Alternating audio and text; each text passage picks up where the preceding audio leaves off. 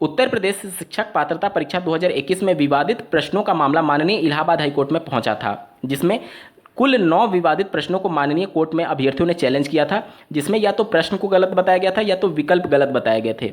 इन 9 प्रश्नों के सापेक्ष माननीय इलाहाबाद हाईकोर्ट ने रिस्पोंडेंट नंबर 3 यानी कि परीक्षा कराने वाली संस्था सचिव परीक्षा नियामक प्राधिकारी कार्यालय को अपना आंसर काउंटर फाइल करने के लिए बोला था।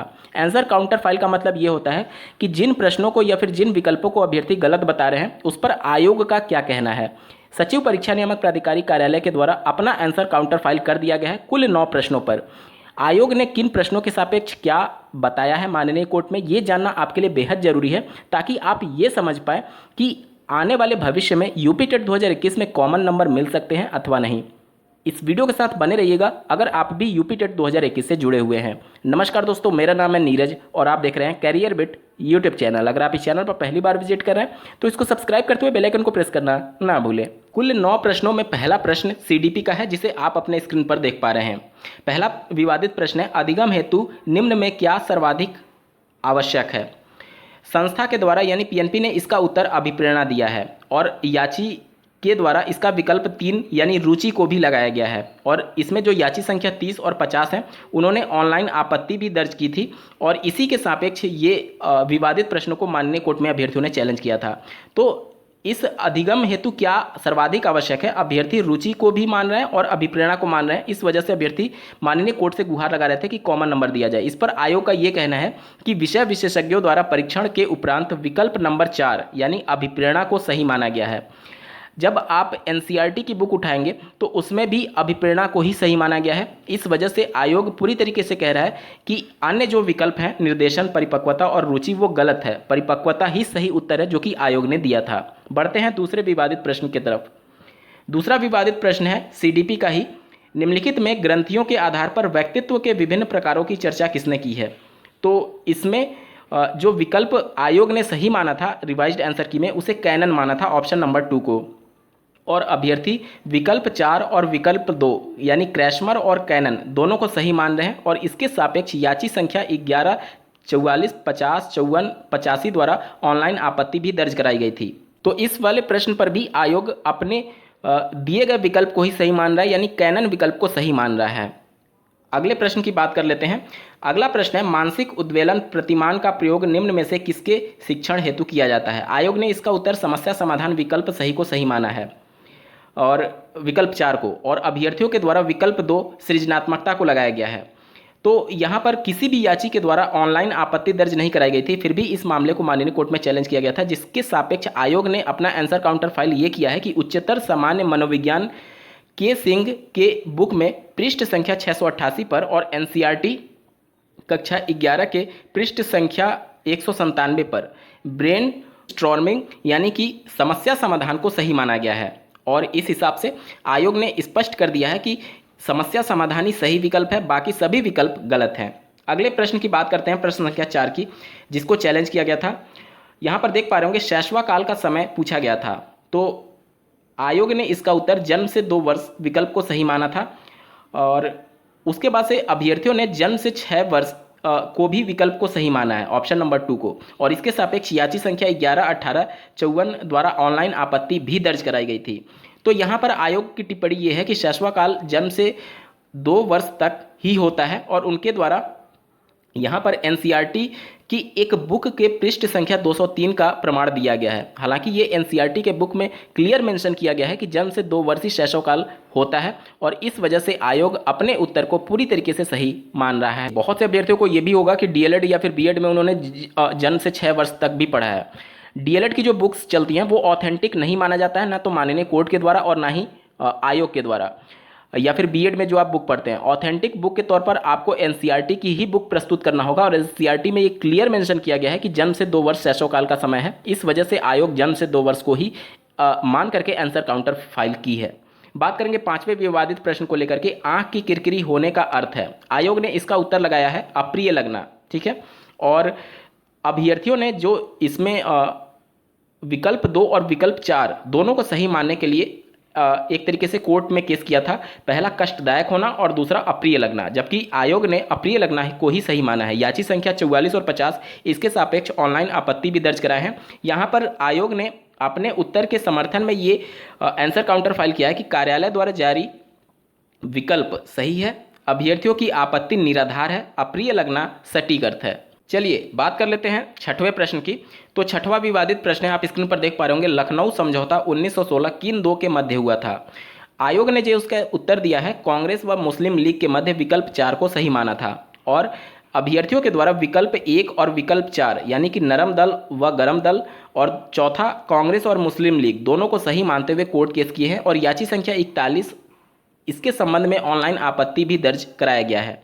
तो आयोग ने इसके प्रत्युत्तर में आंसर काउंटर फाइल ये किया है कि कार्यालय द्वारा जारी उत्तर माला के अनुसार उत्तर सही है, अभ्यर्थियों की आपत्ति निराधार है। साक्ष्य के तौर पर उन्होंने पेश ये किया है कि ग्रोवर एवं यशपाल और इनके द्वारा जो एक बुक है 1999 में जो पब्लिश की गई थी, उनके पृष्ठ संख्या 309 पर यह मेंशन किया गया है। इसके अलावा एक और बुक का इन्होंने उदाहरण दिया है जो कि डॉक्टर के मित्तल के द्वारा लिखा गया है, साहित्य भवन पब्लिकेशन की ये बुक है। इसमें भी ये बातें मेंशन की गई हैं कि विकल्प 4 कांग्रेस व मुस्लिम लीग ही सही उत्तर है आयोग के अनुसार। सातवां विवादित प्रश्न जो कि अभ्यर्थियों के द्वारा चैलेंज किया गया था, ये ईवीएस का है। आप स्क्रीन पर देख पा रहे होंगे, घास भूमि क्षेत्र के परितंत्र के खाद्य श्रृंखला में सबसे उच्च स्तर का उपभोक्ता होता है। आयोग ने इसका उत्तर ऑप्शन नंबर 3 मांसाहारी को माना है। अभ्यर्थी विकल्प नंबर 2 को भी सही मानने के लिए कोर्ट में गए थे, जिसे जीवाणु बोला जा रहा है। ठीक है, तो यहाँ पर देख सकते हैं याची संख्या 30, 50 और 85 द्वारा ऑनलाइन आपत्ति भी दर्ज कराई गई है। आयोग अपने दिए गए उत्तर को सही मान रहा है मांसाहारी को, और इसके संबंध में उन्होंने जो साक्ष्य प्रस्तुत किया है आप स्क्रीन पर देख पा रहे होंगे। यहाँ पर आयोग ये कह रहा है कि कार्यालय द्वारा जारी उत्तरमाला सही, अभ्यर्थियों की आपत्ति निराधार है, क्योंकि आयोग ये कह रहा है कि सिर्फ 10% ऊर्जा का ही स्थानांतरण एक ऊर्जा स्तर से दूसरे ऊर्जा स्तर में होता है। अतः मांसाहारी की संख्या उच्चतर स्तर पर कम होती है और वहीं पर खाद्य श्रृंखला समाप्त हो जाती है। अतः सब उच्च स्तर का उपभोक्ता मांसाहारी ही है। और जीवाणु उत्तर क्यों नहीं हो सकता, इसके सापेक्ष भी उन्होंने यहाँ पर तर्क दिया है। यदि जीवाणु प्रकाश संश्लेषण करने वाला हो तो वह प्राथमिक उत्पादक की श्रेणी में आकर खाद्य श्रृंखला का प्रथम चरण बनाएगा, अन्यथा जीवाणु भूमि में रहकर सभी ऊर्जा स्तर से मृत कार्बनिक पदार्थ प्राप्त कर पोषक चक्र का अंग बनकर विखंडक यानी कि अपघटक की भूमिका में रहता है। अतः वह खाद्य श्रृंखला में सबसे उच्च श्रेणी का उपभोक्ता नहीं है। इस प्रश्न को भी आयोग ने पूरी तरीके से नकार दिया है और उन्होंने जो मांसाहारी विकल्प बताया है उसी को सही माना है अपने आंसर काउंटर फाइल में।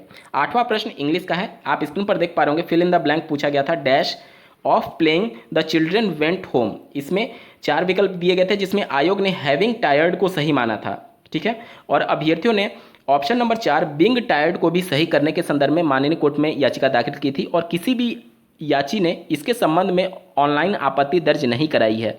यहाँ पर देख लीजिए आयोग का अपने उत्तर के समर्थन में क्या कहना है कि उक्त प्रश्न के संबंध में विषय विशेषज्ञों द्वारा उत्तर विकल्प 2 हैविंग टायर्ड को ही सही माना गया है। तो अभी तक आपने कुल 8 प्रश्न देख लिए और इन 8 प्रश्नों में आयोग ने जो उत्तर दिया था उसी को सही मान रही है। अब चलिए अंतिम 9वें प्रश्न को देख लेते हैं।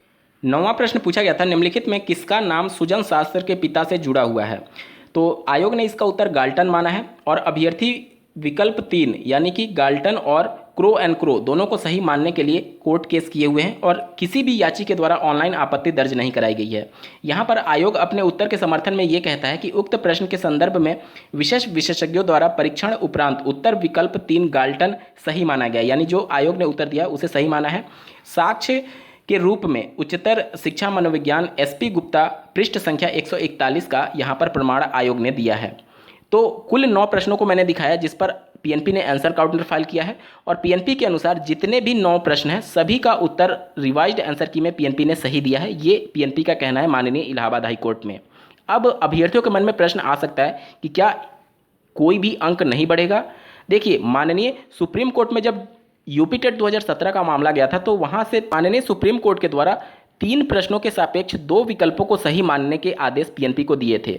तो हो सकता है कि माननीय सुप्रीम कोर्ट के उसी आदेश को माननीय इलाहाबाद हाई कोर्ट भी पारित कर दे और उन्हीं प्रश्नों के सापेक्ष जो 2 विकल्प यूपी टेट 2017 में पीएनपी ने सही माने थे उसको इस बार भी सही माना जा सकता है। कौन कौन से हैं वो प्रश्न, इस पर एक बार चर्चा कर लेते हैं।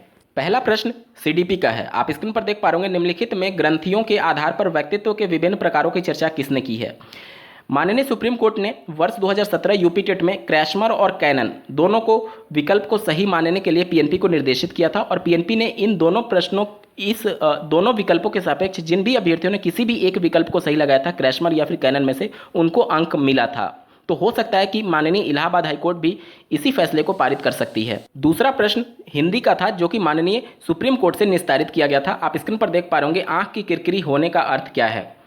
यहाँ पर आयोग ने इसका उत्तर अप्रिय लगना बताया है और माननीय सुप्रीम कोर्ट ने कष्टदायक होना भी विकल्प को सही मानते हुए पीएनपी को निर्देशित किया था।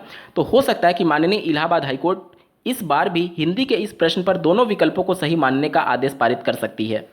और तीसरा प्रश्न ईवीएस का था जिस पर माननीय सुप्रीम कोर्ट ने फैसला दिया था।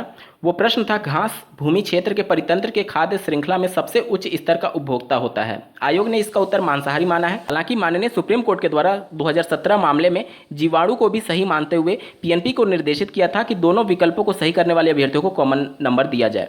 तो यहाँ पर कुल 3 प्रश्न हैं जिसके सापेक्ष अभ्यर्थियों को कॉमन नंबर की मैं बात नहीं कर रहा हूँ, ध्यान दीजिएगा। जो दोनों विकल्पों में से कोई भी एक विकल्प लगाया होगा उनको पीएनपी ने नंबर दिया था। तो हो सकता है इन तीनों प्रश्नों के सापेक्ष माननीय सुप्रीम कोर्ट के फैसले को पारित करते हुए पीएनपी फिर से दोनों विकल्प, जो तीनों प्रश्नों में 2-2 विकल्प बताए गए थे, दोनों विकल्प में से कोई भी एक विकल्प सही करने वाले अभ्यर्थियों को नंबर दिया जा सकता है। हालांकि कॉमन नंबर की संभावना अब कम दिख रही है जिस प्रकार से पीएनपी ने साक्ष्य के साथ अपने आंसर काउंटर फाइल किया है। इस पूरे मामले को आप किस नज़रिए से देखते हैं और आपके अनुसार किस प्रश्न पर कॉमन नंबर मिलना ही चाहिए, कमेंट करके जरूर बताइएगा। और ऐसे ही महत्वपूर्ण अपडेट के लिए इस चैनल को सब्सक्राइब करना ना भूलें। इस वीडियो को देखने के लिए आपका बहुत बहुत धन्यवाद। भगवान करे आपका दिन शुभ हो।